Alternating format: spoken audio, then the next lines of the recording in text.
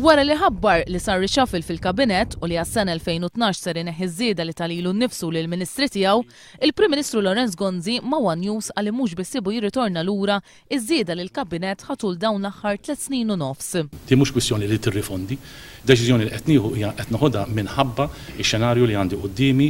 Ġunju li għadda l-Prim Ministru flimkien mad-deputati nazzjonalisti kienu votaw kontra mozzjoni tal-Oppożizzjoni li kienet tikkundanna żieda ta' 500 euro lil kabinet talilu nnifsu.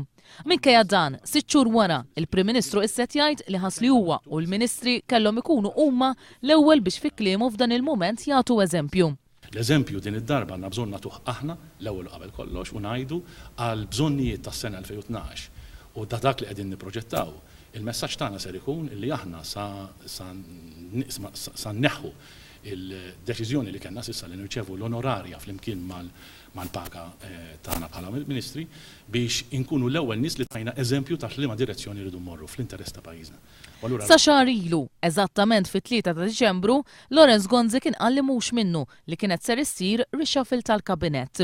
Mistoqsijala fi żmien xahar għamel U-turn u biddel din id-deċiżjoni tiegħu, Lorenz Gonzi rrisponda hekk. Deċiżjonijiet noħodhom skont dak li jidri li huwa l-aħjar interess ta' pajjiżna, hekk għamil darba u hekk beħsibni nkompli nagħmel.